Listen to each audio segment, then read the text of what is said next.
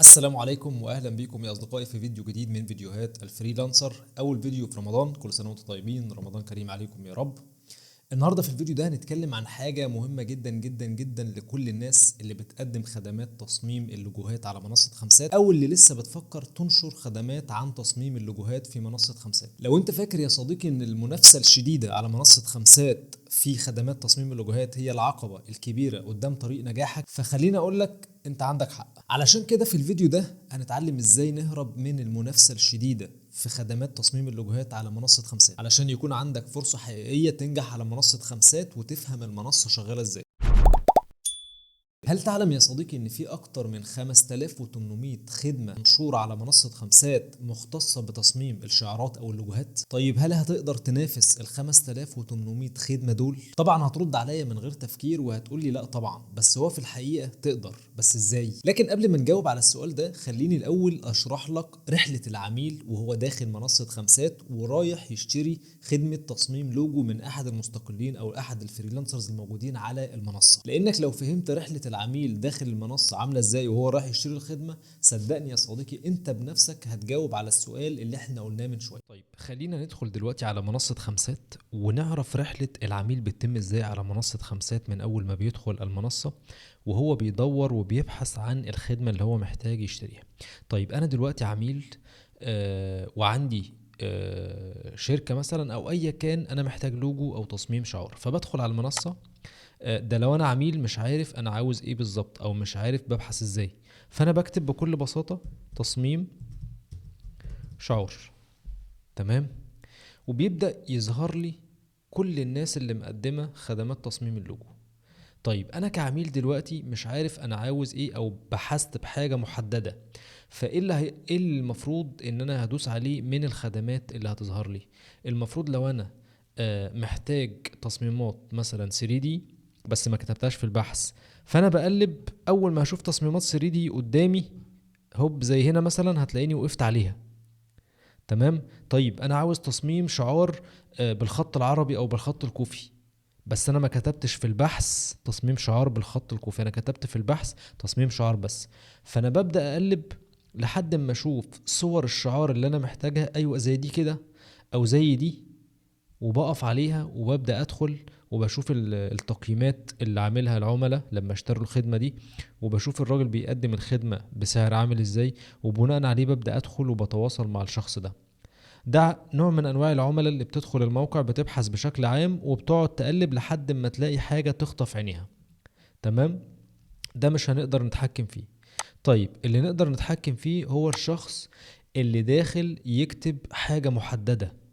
وليكن مثلا انا عميل عندي شركة عقارات وعاوز لوجو لشركة عقارات، فانا داخل ببحث بالجملة دي، يعني انا عاوز تصميم شعار لشركات العقارات. انا كده محدد حلو. فطبيعي اللوجوهات اللي هتظهر في البحث دلوقتي اللي ليها علاقة بشركات العقارات انا اوريدي هختارها. تمام. يعني هبدأ انزل كده. طيب بص هنا المستقل او الفريلانسر ده هو كاتب تصميم شعار عقاري محترف لشركات العقارات والتسويق العقاري. ده هنا عارف اللي هو ايه، استهدف العملاء اللي داخله تدور على تصميم شعار لشركات العقارات، هو استهدفه خلاص. العميل اللي داخل انا مش هبص على اللوجوهات دي، مش هبص عليها. ليه؟ لان انا قدامي شخص اولا حاطط صورة واجهة الخدمة لوجو عقاري مناسب للمجال بتاعي او حاجة شبه اللي انا عاوزه، وكاتب في العنوان. هو اهمية انه كاتب في العنوان انه يطلع في الاول. انت متخيل ان في اكتر من 5800 خدمة منشورة في قسم الشعارات او اللوجوهات؟ بس ايه اللي يخلي حد زي ده عنده 15 تقييم بس او 15 بيعة على الخدمة دي، واللي هو يعتبر مش كتير، كفاية برضو انه يطلع في الاول؟ هو انه كاتب في العنوان وفي الوصف كلمة شركات العقارات او تصميم شعار شركات العقارات اللي العميل دخل بحث بيها اصلا.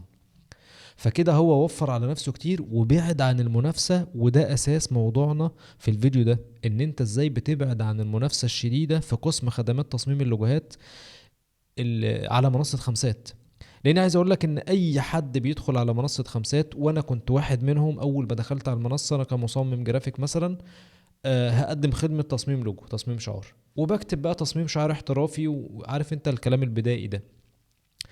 بكتب حاجه مش محدده اطلاقا، وبحط انواع مختلفه من اللوجوهات في صوره واجهه الخدمه.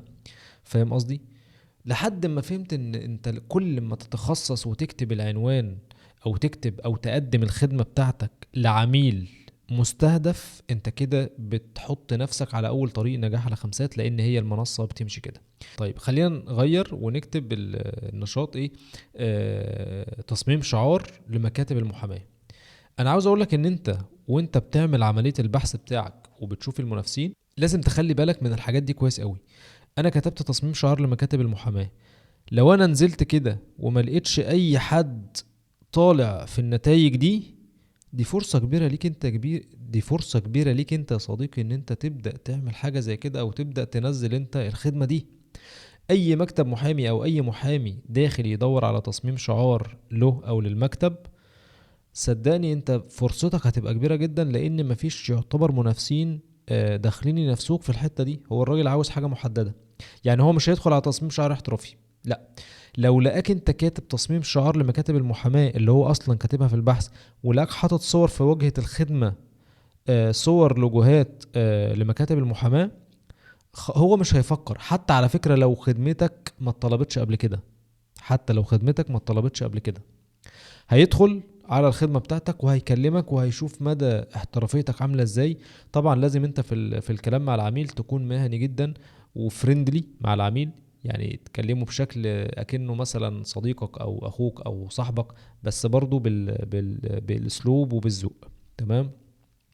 فدي فرصتك ان انت تقدم خدمة زي كده.